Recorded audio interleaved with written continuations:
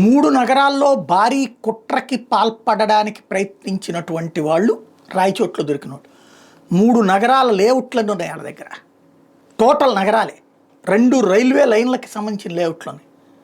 అంటే దేశాన్ని నాశనం చేయడానికి, దేశంలో విధ్వంసం సృష్టించడానికి వాళ్ళ దగ్గర సమగ్రమైనటువంటి ప్రణాళికలు ఉన్నాయి.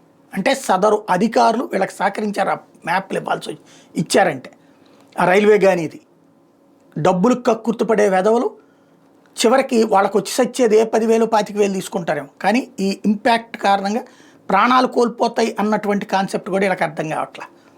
ఇప్పుడు ఈ వ్యవహారాన్ని ఎన్ఐఏ దర్యాప్తు చేయాలి.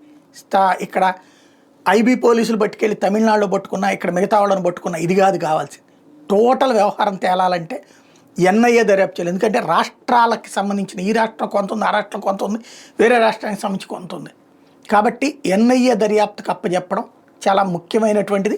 ఎట్లాగూ విజయనగరం అప్పచెప్పారు కాబట్టి ఇది కూడా అప్పుడు వాళ్ళు మొత్తం మూలాలు పీకుతారనమాట, తాట తీస్తారు ఒక్కొక్కడిని. అర్జెంటుగా రాష్ట్ర ప్రభుత్వం ఎన్ఐఏని అభ్యర్థించాల్సి ఉంది.